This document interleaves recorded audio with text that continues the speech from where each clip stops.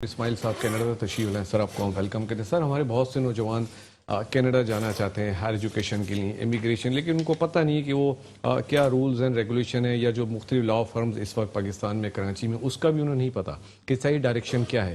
تو آپ پلیز ہمیں تھوڑا سا بتائیے کہ ان کو پہلا اسٹیپ کیا کرنا چاہیے، کہاں جانا چاہیے. ضرور. کینیڈا کی امیگریشن لوگ جانتے ہیں اور اسٹوڈنٹس کافی وہاں جاتے ہیں. لوگ جانتے ہیں کہ کافی عرصے سے چلتی ہے اور لوگوں کو آگاہی بھی ہے. ویب سائٹس بنی ہوئی ہیں کینیڈین گورنمنٹ کی. تو پہلا اسٹیپ تو یہی ہونا چاہیے کہ جو گورنمنٹ کی جو اوتھینٹک ویب سائٹ ہے اس سے انفارمیشن لیں، اپنے آپ کو پوری طرح سے ایجوکیٹ کریں. رولز اینڈ ریگولیشن کیا ہیں. اگر کچھ کمپلیکسٹی نظر آتی ہے، کیونکہ کبھی کبھار ایسا ہوتا ہے کہ گورنمنٹ کے جو رولز ہیں، جو انفارمیشن پرووائڈڈ ہے، ان کو ڈیسیفر کرنا تھوڑا سا کسی کے لیے دقت آمیز ہو سکتا ہے، تو کسی پروفیشنل سے آپ مدد لے سکتے ہیں. المیہ صرف یہ ہے کہ جو امیگریشن کا جو پروفیشن ہے پاکستان میں وہ ریگولیٹڈ نہیں ہے. جیسے کہ دوسرے پروفیشن ہیں ریگولیٹڈ ہیں، ڈاکٹرز ریگولیٹڈ ہیں، انجینئرز ریگولیٹڈ ہیں، ایک معیار مقرر ہے. کینیڈا جیسے ملک میں یا ویسٹرن کنٹریز میں کوئی بھی آپ کام کرتے ہیں تو اس کے لیے آپ کو لائسنسنگ کی ضرورت ہے، اور مقصد صرف جو عام عوام ہیں ان کی پروٹیکشن ہوتا ہے، کنزیومر پروٹیکشن. کہ اگر جو صاحب کوئی ایڈوائس دے رہے ہیں جس میں ہیومن لائفز انوالو ہے، چاہے وہ انجینئر ہو، ڈاکٹر ہو یا امیگریشن کنسلٹنٹ ہو، ان کو ایک خاص معیار پہ لایا جائے. جیسے کہ ہم لوگ 3-4 سال کی تعلیم لیتے ہیں امیگریشن لاء میں، اور اس کے علاوہ $1 ملین کا انشورنس لے کے چلتے ہیں، CPD پوائنٹس کرتے ہیں. کس مقصد کے لیے؟ اس لیے کہ جب آپ ایڈوائز دیں کسی کو امیگریشن کے حوالے سے تو وہ قابل قبول ہو، اسٹینڈرڈ والی ہو. یہاں پر یہ ہے پاکستان میں، میں دیکھتا ہوں جب بھی آتا ہوں، ابھی بھی آیا ہوں اور اب تو 2 سال کے بعد آیا ہوں کرونا کی وجہ سے، تو میں دیکھ رہا ہوں مشروم آؤٹ ہوئے میں. ہر نکڑ پہ ایک عدد امیگریشن کنسلٹنٹ یا ایکسپرٹ موجود ہے، اور کیونکہ ریگولیشن نہیں ہے تو ایشو ہوتا ہے، لوگ اپنے پیسے بھی ضائع کرتے ہیں اور کوئی سنوائی بھی نہیں ہوتی. اچھا، ایون یہ بھی میں نے خود پرسنلی، مجھے بھی کالز آتی ہیں اور ہر کنسلٹنٹ مجھے ڈفرینٹ رولز اینڈ ریگولیشن بتاتا ہے. تو میں ان سے یہ کہتا ہوں، یار انہوں نے تو مجھے یہ بتایا تھا، آپ مجھے یہ بتا رہے ہیں. تو پھر وہ تھوڑے سے ریزرو ہو جاتے ہیں کہ مجھے کچھ نالج ہے اس کی. ایک ہی وجہ ہے نا، اس کی وجہ یہ ہے کہ پیسہ، آپ کی جیب میں جو پیسہ پڑا ہے وہ کسی طرح سے باہر آئے. تو چاہے آپ کوالیفائی کرتے ہیں نہیں کرتے ہیں، ایک نے کوئی اسٹوری سنائی، ایک نے کوئی اسٹوری سنائی، پوچھنے والا کوئی ہے نہیں.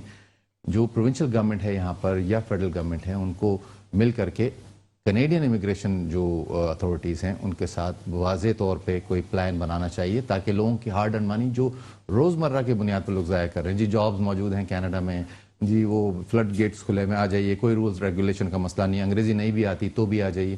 تو اس طرح کے جو لوگ کہانیاں سناتے ہیں ان پہ ٹیپ ہوگا.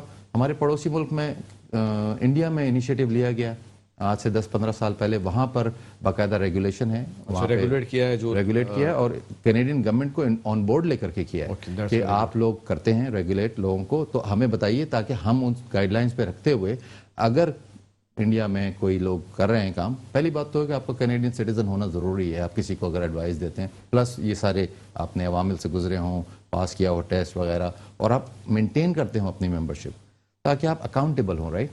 تو یہ بہت ضروری ہے. اس وقت گورنمنٹ کو اس کے اوپر توجہ دینی چاہیے، اور کیونکہ کبھی کبھار ایسا ہوتا ہے کہ حالات ایسے ہوتے ہیں کسی کنٹری کے، لوگ سوچتے ہیں کہ ہم ذرا کچھ بہتر باہر چلے جائیں، دبئی چلے جائیں، مڈل ایسٹ چلے جائیں، کینیڈا چلے جائیں.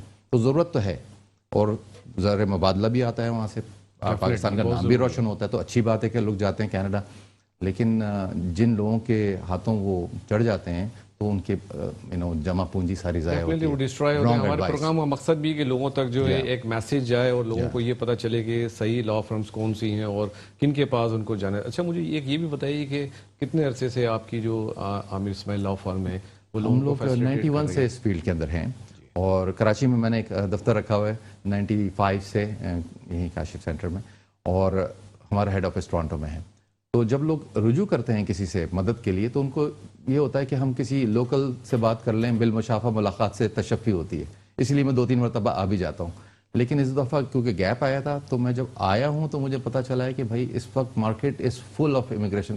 اتنے اپلیکنٹس نہیں ہیں جتنے کنسلٹنٹ ہیں یہاں پہ. جس کے پاس ایک آفس ہے، جس کے پاس کوئی اسٹاف ہے، آپ داخل ہوئیے ان کے آفیسز میں، لگتا ہے کہ بس آپ ایمبیسی میں ہیں اور ویزا چھپنے والا ہے ابھی. تو یہ بڑا مسئلہ ہے. اس طرح مطلب بالکل مینٹلی پریپیئر کر دیتے ہیں کہ بس ریڈی. ایگزیکٹلی، بالکل نیڈ ہے، وہ ان کو مینیپولیٹ کرتے ہیں. تو اس وجہ سے it's very important for people to find out کہ کون لوگ ریگولیٹڈ ہے، لائسنس ملا ہوا ہے. گورنمنٹ آف کینیڈا کی ویب سائٹ پہ باقاعدہ لائسنسنگ ہوتی ہے. آپ ان کو چیک کریں، پراپر بیک گراؤنڈ چیک کریں، پھر آپ لیں. ادروائز آپ خود اپلائی کیجیے, انفارمیشن موجود ہے, ضروری نہیں ہے کہ آپ کسی ایڈوائزر کو لیں, آپ خود کیجیے اگر آپ اس پوزیشن میں ہیں. کچھ لوگ وقت کی کمی سے بچنے کے لیے کرتے ہیں, کچھ لوگ چاہتے ہیں کہ اچھا ریپرزنٹیشن ہو ٹھیک جائے. ہے, کنسلٹنسی بھی ضروری ہے, لیکن اس کے لیے کنسلٹنٹ کا بھی صحیح ہونا بہت یقیناً، ضروری ہے. ہم ملتے ہیں ایک چھوٹے سے بریک کے بعد. امیر اسماعیل صاحب دوبارہ آپ کی طرف آؤں گا. سر ہمیں یہ بتائیے, جو بیسک لیٹ سپوز اگر کوئی نوجوان اس وقت کینیڈا جانا چاہتا ہے ہائر ایجوکیشن کے لیے, امیگریشن کے, تو فرسٹ اسٹیپ کیا, what is your first step and how many steps are include? اچھا, کینیڈا کے لیے 2 میجر کیٹیگریز ہیں. یا تو آپ ٹیمپرری طور پہ جاتے ہیں, جیسے آپ اسٹوڈنٹ کے طور پہ گئے, پڑھائی کی, واپس آ گئے, کیونکہ اسٹوڈنٹس کے لیے انہوں نے بہت سارے امیگریشن پروگرامز وضع کیے ہوئے ہیں. یقیناً اسٹوڈنٹس ینگ ہوتے ہیں, وہاں آتے ہیں تو پڑھائی کرتے ہیں, اور پڑھائی بھی اپنی جیب سے کرتے ہیں, اور ان کے پاس کینیڈین ڈگری آتی ہے. پھر وہ پوسٹ گریجویٹ ورک پرمٹ بھی لیتے ہیں آفٹر گریجویشن, جس سے ان کو وہاں پر کام کرنے کا تجربہ بھی ہو جاتا ہے. پھر ان کے پاس آپشن ہوتا ہے کینیڈا ایکسپیرینس کلاس کے تحت, ایک اسپیشل کیٹیگری انہوں نے بنائی ہوئی ہے کہ وہ وہاں پر امیگریشن بھی لے لیں. تو اسٹوڈنٹس کے لیے ایسے کوئی واضح کیلکولیشن نہیں ہے جیسے کہ اسکل ورکر پرماننٹ ریزیڈنس کے لیے ہوتی ہے کہ آپ کے پوائنٹس ہیں age, education, work experience, language skills, یا بزنس مین حضرات کے لیے کہ آپ وہاں بزنس کریں تو آپ کے پاس کیا نیٹ ورتھ ہونی چاہیے, کتنا آپ کو وہاں پیسہ لگانا ہے. لیکن اسٹوڈنٹس کے لیے کرائٹیریا صرف یہ کہ آپ جینوئن اسٹوڈنٹ ہونے چاہیے, آپ کے پاس پیسے ہونے چاہیے اپنی اسٹڈیز کو کمپلیٹ کرنے کے لیے, اور آپ وہاں سے تعلیم حاصل کرنے کے بعد یہ واضح کریں کہ اس تعلیم کو آپ یوز کیسے کریں گے اپنی کنٹری میں. آپ واپس جائیں گے تو اس سے آپ کو فائدہ کیا ہوگا, کیوں آپ نے چوز کیا, انتخاب کیا کینیڈا کا. اگر وہ ویزا آفیسر سے کنونس ہو جاتا ہے تو آپ پھر کینیڈا آ سکتے ہیں as a student. Skilled worker, اس میں یقیناً آپ کی اسکلز, آپ کی ایج, ایجوکیشن, لینگویج اسکلز, انگریزی کا ٹیسٹ وغیرہ شامل ہے. اگر آپ میرڈ ہیں تو اسپاؤس کے بارے میں بھی پوچھتے ہیں. اگر آپ بزنس مین ہیں تو وہ آپ کی نیٹ ورتھ کو دیکھتے ہیں, آپ کی بزنس کے تجربے کو دیکھتے ہیں, یا سینئر مینجمنٹ ایکسپیرینس کو, کہ آپ آئیے گا تو آ کر کے بڑے سہل طریقے سے آپ اپنے بزنس کو وہاں پہ, کیونکہ وہاں پہ ریٹ ٹیپزم کم ہے, وہاں پہ تو پذیرائی ہوتی ہے, بہتر ہے پذیرائی بزنس مین حضرات کے لیے. تاجر کے سر پہ تاج ہوتا ہے, تو وہ چاہتے ہیں کہ پیسہ لے کے آئیں آپ اور وہاں پہ اسٹیبلش کریں, اور ویلکم کرتے ہیں, اور آپ آئیں گے تو یقیناً لوگوں کو ہائر کریں گے اور وہاں پہ ٹیکسز دیں گے. ایک بات آپ نے بڑی زبردست بتائی کہ کوئی اسٹوڈنٹ اگر جاتا ہے اسٹوڈنٹ ویزے پہ اور وہاں ایجوکیشن لیتا ہے, اس کے پاس بھی چانس ہے کہ وہ ایجوکیشن کمپلیٹ کرنے کے بعد امیگریشن. بالکل, دیکھیے نا, یہ تو بڑی عجیب سی بات ہوگی کہ آپ اسٹوڈنٹس کو لیتے ہیں اور پھر ان کو جانے دیتے ہیں, آپ جانے نہ دیں. یہی اصول ہے ان کا کہ یہ ینگ لوگ آئے ہیں, انہوں نے پڑھائی بھی اپنی جیب سے کی ہے, ہاں ان کو امیگریشن دیں, سٹیزنشپ دیں, تاکہ یہ یہاں کنٹریبیوٹ کریں. اگر کوئی صاحب امیگریٹ کر کے آتے ہیں تو بھی وہ کنٹریبیوٹ کرتے ہیں, لیکن ایک بندہ جو پہلے سے پہنچا ہوا ہے, تعلیم بھی وہیں لی ہے, تجربہ بھی لے لیا ہے, تو وہ کمپیریٹیولی ایک بہتر امیگرینٹ ثابت ہو سکتا ہے, کیونکہ اس کو ایکسپوجر آلریڈی مل گیا ہے. آپ جب یہاں سے جاتے ہیں تو کلچرل شاک اور ایڈجسٹمنٹ میں کچھ وقت لگتا ہے لوگوں کو, لیکن اسٹوڈنٹ تو پہلے سے پہنچا ہوا ہے, اس نے وہاں اپنا ایڈجسٹمنٹ کر لیا, ینگ بھی ہوتا ہے. ابھی آج کل تو میچور اسٹوڈنٹس ہمارے کافی سارے جا رہے ہیں, جو کہ آلریڈی فیلڈ میں کام کر رہے ہیں, اور وہ اپنے اہل خانہ کو بھی لا سکتے ہیں ساتھ میں, اگر وہ افورڈ کر سکیں تو. اچھا, اور وہ تعلیم لیتے ہیں, گرومنگ کرتے ہیں, اور وہ بھی امیگریشن اپلائی کر سکتے ہیں. آج کل تو یہ بھی زیادہ ٹرینڈ ہے. ایجوکیشن کمپلیٹ کرنے کے بعد ایجوکیشن یا بٹوین ایجوکیشن اپنی فیملی کو بلا سکتے ہیں, ساتھ لے جا سکتے ہیں. اوپن ورک پرمٹ دیتے ہیں وہ اسپاؤزز کو, اور بچوں کو اسٹڈی پرمٹ دیتے ہیں.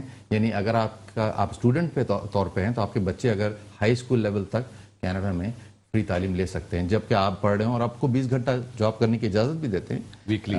ہاں, ویکلی, اور فل ٹائم ڈیورنگ بریکس. اور وائف یا ہسبینڈ آپ کے کمپنی جو ہیں وہ اوپن ورک پرمٹ پر وہاں پر فل ٹائم جاب کر سکتے ہیں. It's an ideal situation for a lot of people جو سوچتے ہیں کہ ہم پڑھائی کر لیں بنسبت اس کے کہ امیگریشن لیں. کبھی کبھار امیگریشن میں کام نہیں بھی بن رہا ہوتا نا, لوگوں کا پوائنٹ سسٹم ذرا اسٹرنجنٹ کر دیا ہے, ذرا سخت کر دیا ہے, تو اس روٹ سے بھی لوگ آتے ہیں کینیڈا. ٹھیک ہے امیر اسماعیل صاحب, ہم آپ سے بریک سے واپس آنے کے بعد بات کریں گے کس کیٹیگری میں اور کس ایج گروپ کے لوگ کینیڈا امیگریشن کے اپلائی کر سکتے ہیں. اسماعیل صاحب, آپ سے ہم نے اتنی تفصیلی گفتگو کی, اب مجھے تھوڑا سا امیگریشن کے بارے میں بتائیں. لیٹ سپوز میں اگر امیگریشن کے لیے اپلائی کرنا چاہتا ہوں تو what is the first step, اور میری کیا کوالیفیکیشن ریکوائرڈ ہے, اور کیا کیا چیزیں مجھے اس کے لیے چاہیے؟ پہلے تو یہ کہ کینیڈا نے ابھی 3 ایئر کا ملٹی ایئر امیگریشن پروگرام واضح کیا تھا کووڈ سے جسٹ پہلے, اور پھر کووڈ آ گیا تو ان کو اپنے بارڈرز کلوز کرنے پڑے, اور اب پوزیشن یہ ہے کہ سچویشن بہتر ہو رہی ہے, تو ان کو 1 ملین سے زیادہ لوگ چاہیے 2023 تک. تو مواقع سب کے لیے بہت اچھے ہیں, واضح ہیں. خالی یہ ہوا کہ جو اسکل ورکر کیٹیگری ہے اس میں ان کا ٹارگٹ موسٹلی یا تو اسٹوڈنٹ ہیں جن کو وہ وہاں بلا کر کے امیگریشن دیں، یا پھر وہ لوگ ہیں جو ینگر کیٹیگری میں آتے ہیں، 40s کے اندر ہیں، ماسٹرز ڈگری یا 4 ایئر بیچلرز ڈگری ہولڈر ہیں، انگریزی میں روانی ہے، اور فائنینشلی بھی دے آر اسٹیبل، کیونکہ آپ کو کچھ پیسے اپنے ساتھ بھی لانے ہوتے ہیں سیٹلمنٹ فنڈس کے طور پہ۔ اگر شادی شدہ ہیں تو وائف کی یا ہسبینڈ کی بھی کوالیفیکیشن ہے۔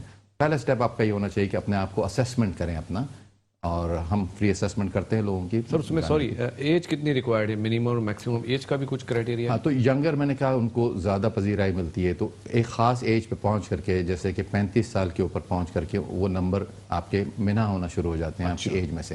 تو یقیناً جب آپ اولڈر ہونا شروع ہوتے ہیں تو آپ کے، لیکن ایج خالی کرائٹیریا نہیں ہے، there are other factors too, education ہے، ورک ایکسپیرینس ہے، لینگویج اسکلز ہے۔ تو ہم اسیسمنٹ کر کے آنیسٹلی ان کو بتاتے ہیں کہ بھائی آپ کوالیفائی کرتے ہیں یا نہیں، کیا اس میں ہاتھ ڈالنے سے آپ کا وقت اور پیسہ ضائع ہو سکتا ہے، یا پھر it's worth taking the chance. بالکل کلیئرلی بتا دیتے ہیں کہ either you should go for immigration or not۔ اور وی ایکسپیکٹ کہ کلائنٹ کو خود بھی اندازہ ہونا چاہیے، کیونکہ اگر آپ آنکھ بند کر کے کسی کی ایڈوائس پہ عمل کرتے ہیں تو that is also not good, right? Information موجود ہے، لیجئے، خود اپلائی کریں، یا کسی کو لیں تو آپ کو پتہ ہو کہ آپ دونوں سیم پیج پہ ہیں، اور کسی کو لیں تو کسی کینیڈین لائسنس ایڈوائزر کو لیں جو کہ گورنمنٹ آف کینیڈا سے اپرووڈ ہو۔ سر اسی لیے ہم نے آج آپ کو یہاں زحمت دی ہے۔ فضل بھائی